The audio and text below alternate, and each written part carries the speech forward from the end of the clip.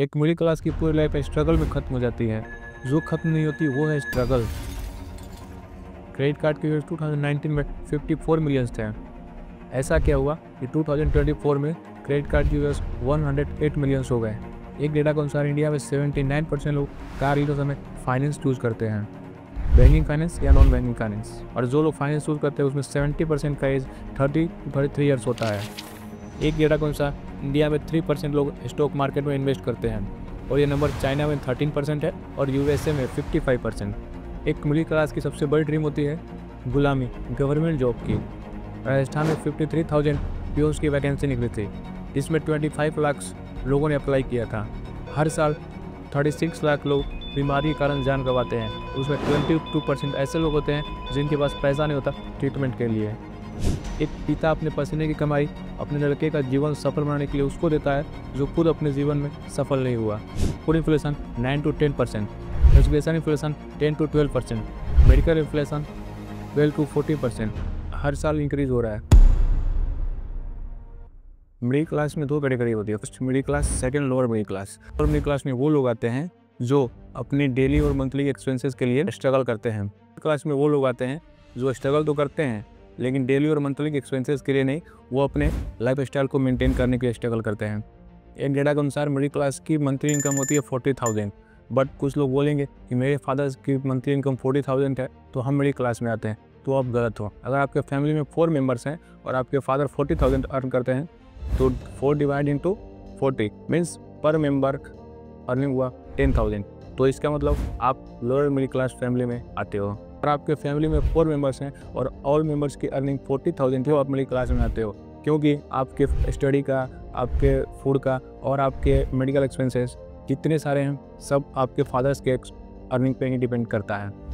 7% public कभी ना कभी पर्सनल लोन ले चुकी है। एक डेटा के अनुसार इंडिया में पर्सनल लोन का टोटल वैल्यूएशन था 2024 में $6 बिलियन और एक स्टडी के अनुसार आने वाले 2030 तक पर्सनल लोन का टोटल वैल्यूएशन होगा $11 बिलियन।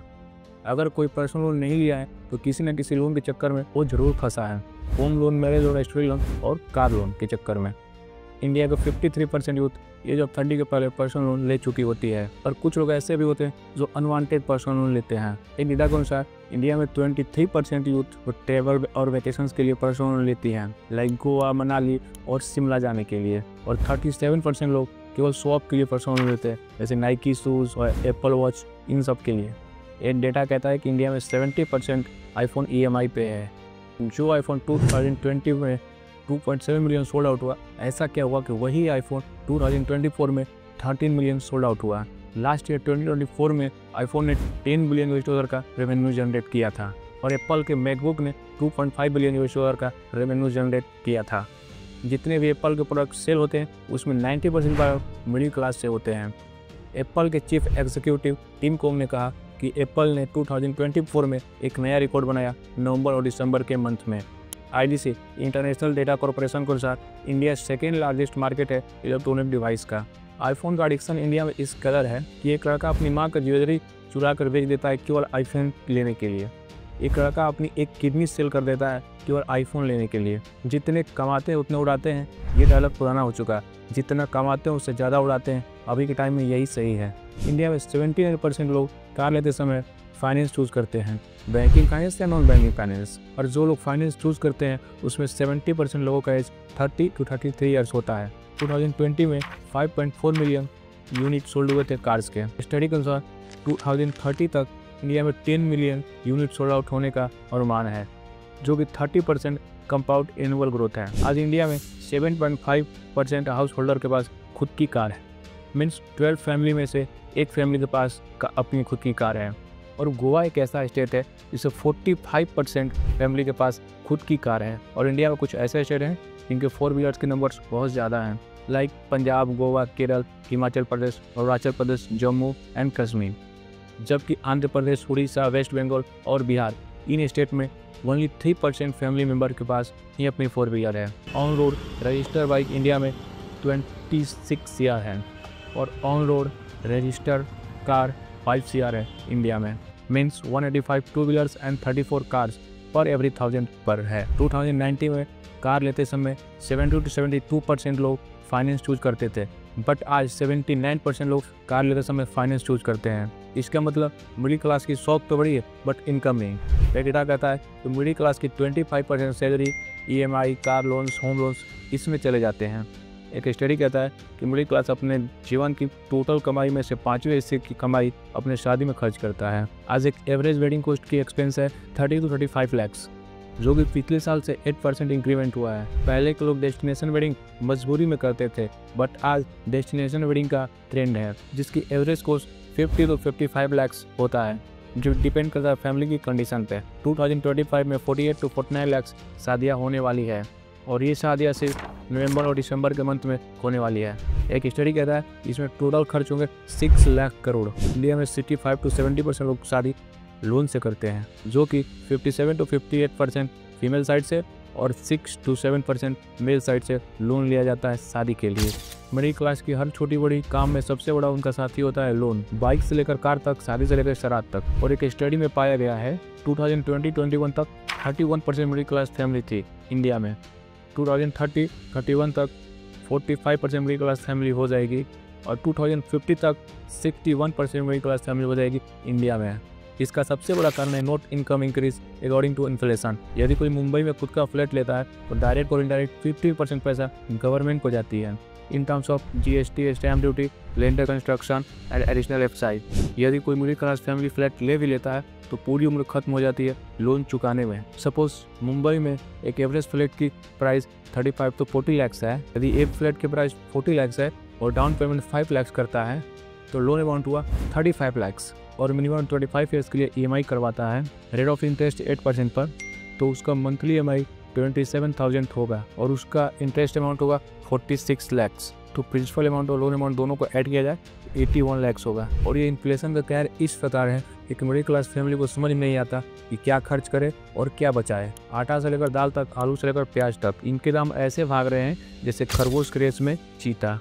इन्फ्लेशन रेट एक मिडिल क्लास की अर्निंग से ज़्यादा है। Food inflation 9 to 10%, education inflation 10 to 12%, medical inflation 30 to 40%। Inflation अगर इस तरह बढ़ता रहा तो वो दिन दूर नहीं जो लोग सिटी को छोड़कर विलेज की तरफ शिफ्ट होना शुरू करेंगे। अगर इस साल प्याज 10 रुपये पर केजी है तो अगले साल 50 रुपये पर केजी हो जाएगी। अगर इस साल आटा 20 रुपये पर केजी है तो अगले साल 25 रुपये पर केजी हो जाएगी। इसी को कहते हैं फूड इन्फ्लेशन। कुछ फूड्स आइटम ऐसे होते हैं जिनके प्राइस फ्लक्चुएट करते रहते हैं और कुछ फूड्स के प्राइस कंसिस्टेंट रहते हैं, जिसका सीधा असर एक मिडिल क्लास की पॉकेट पे पड़ती है। Factor two contributing food inflation. कई कारण से फूड इन्फ्लेशन होते हैं जिसमें मेन 5 कॉज हैं और ये क्वेश्चन UPSC के प्रीलिम्स में पूछे गए थे। First, cascading effect. एक फार्मर अपनी फूड को सेल करता है APMC मंडी में, APMC मंडी के एजेंट सेल करता है वेंडर को, वेंडर सेल करता है कंज्यूमर को।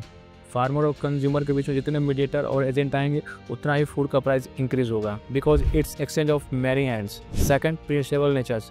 कुछ फूड्स आइटम ऐसे होते हैं जिनको हम अपने पास ज़्यादा समय तक रख नहीं सकते हैं। यदि फार्मर, एजेंट और वेंडर के पास रह जाता है तो वो फूड्स आइटम वेस्ट हो जाते हैं। इसकी वजह से भी मार्केट में इन्फ्लेशन इंक्रीज होती है। Third, इनएडिक्वेट infrastructure. जब मार्केट में फूड्स की नीड होती है तो मार्केट में फूड्स अवेलेबल नहीं होते हैं। Lack of transport and cold storage. Fourth, demand and supply. जब मार्केट में फूड्स की डिमांड हो तो सप्लाई नहीं हो पाती। एग्जाम्पल, नवंबर और दिसंबर के मंथ में अनियन का प्राइस इंक्रीज होता है क्योंकि नवंबर और दिसंबर वेडिंग सीजन होता है और उस टाइम अनियन का डिमांड होता है और सप्लाई न होने के कारण इसके प्राइस इंक्रीज होते हैं। Fifth, weather disturbance. आपने सुना होगा rabi crops and kharif crops. Kharif crops June से अक्टूबर के मंथ में होते हैं। राइस, कॉटन, जवार, बाजरा और सोयाबीन। जून से अक्टूबर के मंथ ये मानसून का समय होता है और इस समय अगर मानसून ना हो, सूखा पड़ जाए तो फसल पर इफेक्ट पड़ता है। अगर फसल पर इफेक्ट पड़ेगा तो मार्केट में अवेलेबल नहीं होगा। अगर मार्केट में अवेलेबल नहीं होगा तो ऑटोमेटिक उसका प्राइस इंक्रीज होगा। आज एजुकेशन सिस्टम में इतना स्कैम हो रहा है तो उस पर बात करना ज़रूरी है। एक पिता अपने पसीने की कमाई अपने लड़के का जीवन सफल बनाने के लिए उसको देता है जो अपने जीवन में खुद सफल नहीं हुआ। हर साल 12 to 14% से एजुकेशन इन्फ्लेशन बढ़ रहा है, जो कि इसका सीधा इफेक्ट मिडिल क्लास के पॉकेट पे पड़ रहा है। एजुकेशन फी हर साल चेंज होता है, जो चेंज नहीं होता है वो है एजुकेशन। हर साल बुक्स चेंज के नाम पे बुक्स के कवर चेंज होते हैं, ना कि बुक्स।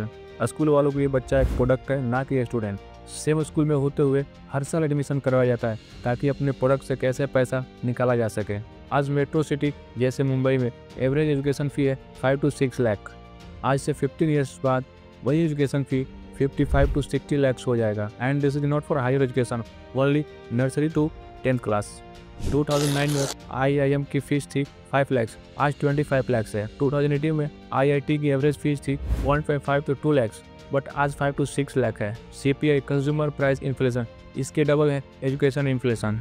मीन्स आज मार्केट में किसी सामान की प्राइस 100 रुपीज़ है और एक नोटबुक्स की भी प्राइस 100 रुपीज़ है, तो आफ्टर 6 ईयर्स अगर उस सामान की कीमत 150 रुपीज़ होती है तो उस नोटबुक्स की प्राइस 200 होगी।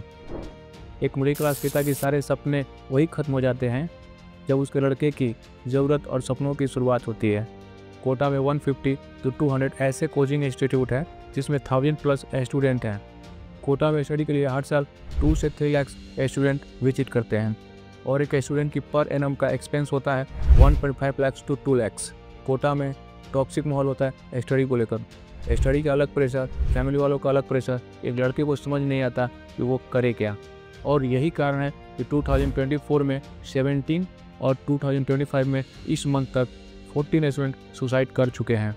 ये सिर्फ कोटा का डेटा है।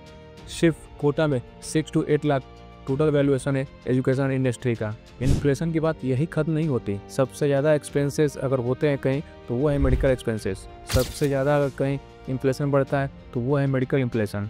हर साल 36 लाख लोग बीमारी के कारण जान गंवाते हैं, उसमें 22% लोग ऐसे हैं जिनके पास पैसा नहीं होता अपना ट्रीटमेंट के लिए। एक डेटा कहता है कि इंडिया में 65% लोग मेडिकल एक्सपेंसेस की वजह से कर्ज में चले जाते हैं और 3% तो ऐसे लोग होते हैं जो गरीबी रेखा के नीचे चले जाते हैं केवल मेडिकल एक्सपेंसेस की वजह से।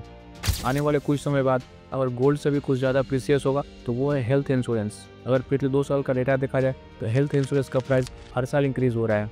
एक डेटा के अनुसार इंडिया में डॉक्टर्स की कमी है, स्पेशली इन रूरल एरियाज़।